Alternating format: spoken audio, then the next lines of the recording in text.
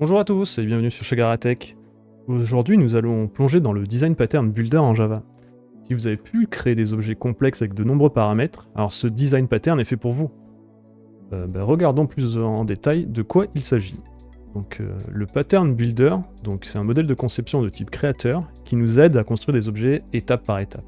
Il est particulièrement utile lorsque l'on veut créer des objets qui nécessitent de nombreux paramètres, qu'ils soient obligatoires ou optionnels. Ce pattern nous permet de créer des objets de manière plus lisible et maintenable. Voici un exemple concret. Supposons que nous ayons une classe de type personne avec des attributs tels que prénom, le nom, l'âge ou l'adresse. Sans ce pattern, le constructeur pourrait être un peu plus difficile à gérer. Avec ce pattern, nous allons pouvoir simplifier tout cela. Commençons par lancer notre IDE. J'avais déjà initié un projet, avec juste un petit hello world. Alors, reprenons cet exemple et créons une classe qu'on va nommer personne. Cette classe, nous allons lui mettre prénom, nom, un âge, et pour finir, une adresse.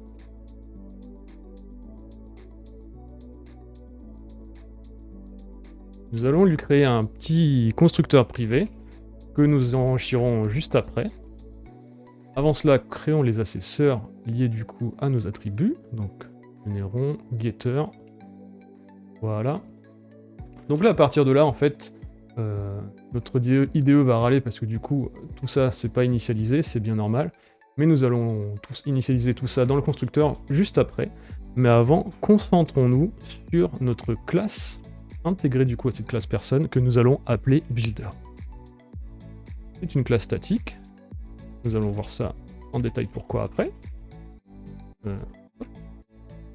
Nous remettons les attributs que nous avons précédemment définis, donc prénom, nom,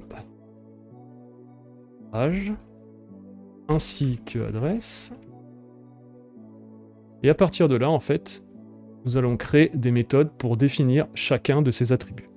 Alors comment ça marche? Nous allons créer une méthode de type builder, donc qui prend le même type en fait que notre classe builder.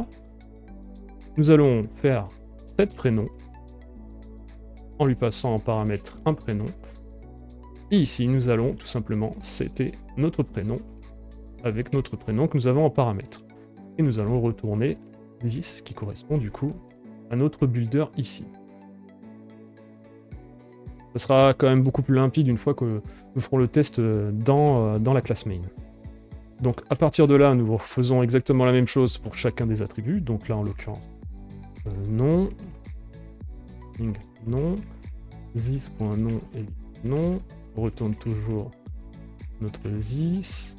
Faisons la même chose rapidement pour notre âge. Int âge. This.âge égale âge. Et pour finir, notre adresse. Paramètre adresse. This.adresse égale adresse. Et retourne de this. Là, à partir de là, nous pouvons définir chacun de nos attributs.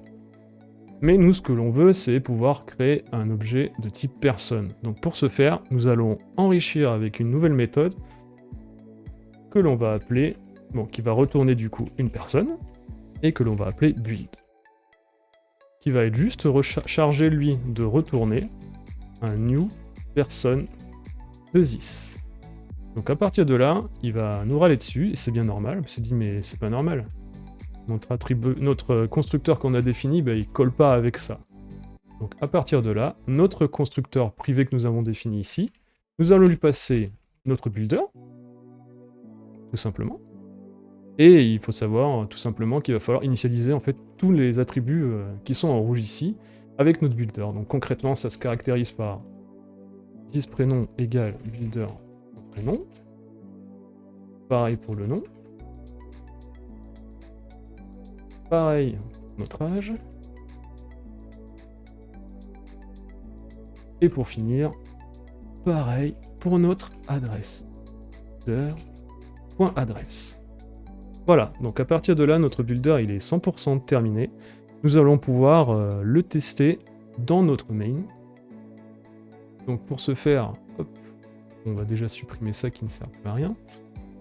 Ce que l'on va faire, c'est créer un objet de type personne. Très bien. Ce que nous allons faire, c'est instancier notre personne.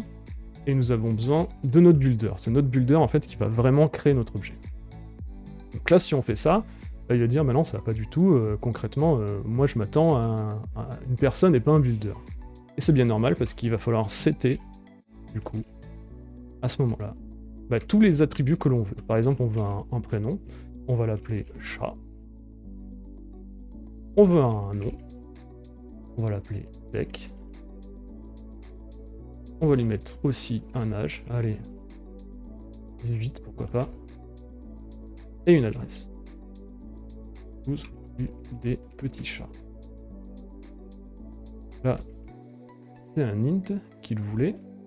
Donc à partir de là, en fait, on a seté nos données. Si on laisse en l'état, ça va retourner toujours un builder, donc c'est pas ce qu'on veut. Nous, ce qu'on veut, c'est faire un point build pour dire, ok, retourne-moi, construis-moi l'objet et retourne-moi une personne. Là, en fait, nous avons créé notre objet de type personne. Affichons quelques données, du coup. Out.println. On va en mettre 4. Et on va faire personne. Prénom. Ensuite, personne.getNom. Personne.getAge. Et personne.getAdresse. Bah, je vous propose de tout simplement tester ça. Lançons l'application et voyons voir ce qui se passe. Donc là, en l'occurrence, nous avons bien un objet avec nos 4 données. Admettons en fait que tout compte fait, pour x ou y raison, on ne veuille pas d'adresse. Et bien c'est très simple, on supprime l'adresse. Notre builder ne change strictement pas. En fait, on spécifie toujours les 3 attributs. Lançons l'application pour voir ce qui se passe. Donc là, on a toujours toutes nos données. Et notre donnée adresse, du coup, bah, elle n'existe pas, elle est nulle. Ça qui est intéressant, c'est que si on veut ajouter des nouveaux attributs, ça reste très simple, et même en termes de lisibilité, c'est vraiment beaucoup plus lisible qu'avoir des constructeurs avec certains constructeurs avec des données qui sont facultatives ou pas. Là, c'est vraiment très très facile et très très maintenable. Et voilà, maintenant vous savez utiliser le Design Pattern Builder en Java pour créer des objets complexes de manière élégante et maintenable. Si vous avez aimé cette vidéo, n'oubliez pas de la liker, de vous abonner, afin de ne pas manquer les prochaines vidéos. Merci d'avoir regardé, et à la prochaine!